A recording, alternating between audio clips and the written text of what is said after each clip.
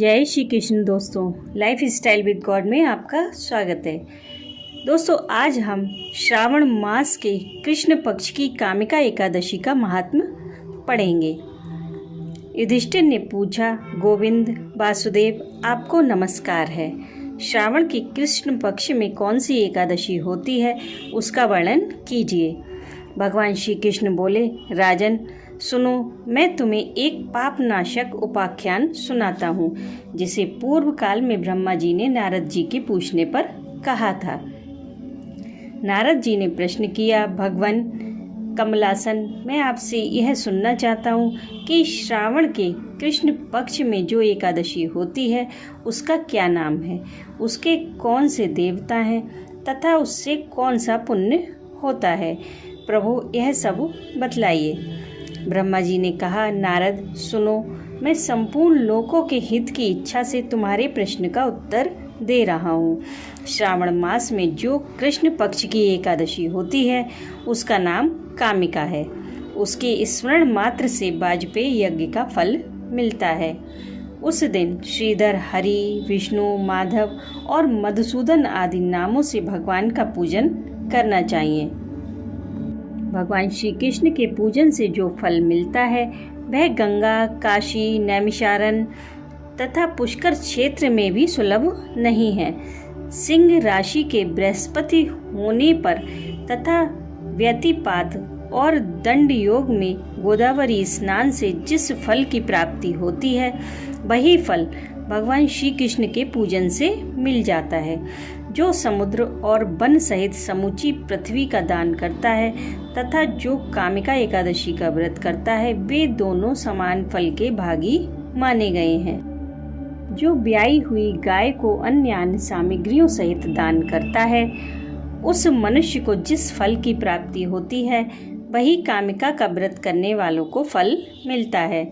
जो नर श्रेष्ठ श्रावण मास में भगवान श्रीधर का पूजन करता है, उसके द्वारा गंधर्वों और नागों सहित संपूर्ण देवताओं की पूजा हो जाती है। अतः पाप भीरु मनुष्यों को यथाशक्ति पूरा प्रयत्न करके कामिका एकादशी के दिन श्री हरि का पूजन करना चाहिए।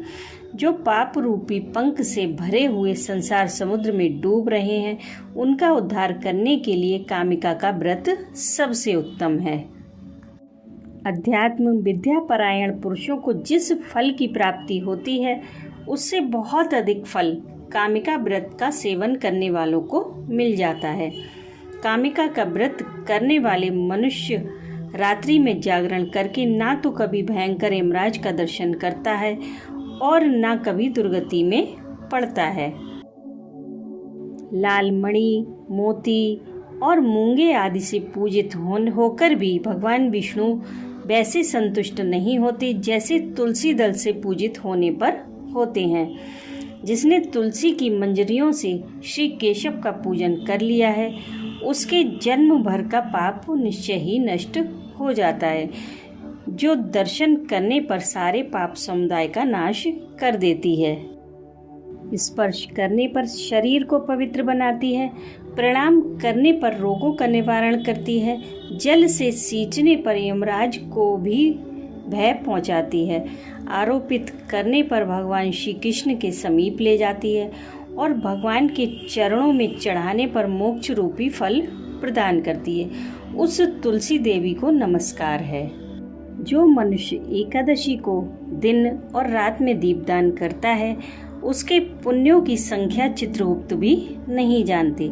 एकादशी के दिन भगवान श्री कृष्ण के सम्मुख जिसका दीपक जलता है, उसके पितर स्वर्ग लोक में स्थित होकर अमृत पान से तृप्त होते हैं। घी से अथवा तिल के तेल से भगवान के सामने दीपक जलाकर मनुष्य देह त्याग के पश्चात करोड़ों दीपकों से पूजित होकर स्वर्ग लोक में जाता है।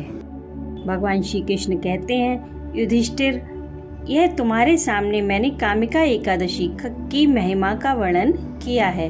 कामिका सब पातकों को हरने वाली है, अतः मानवों को इसका व्रत अवश्य करना चाहिए।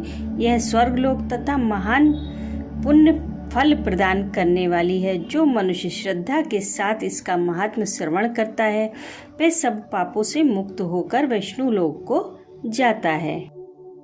बोलो श्री एकादशी माता की जय।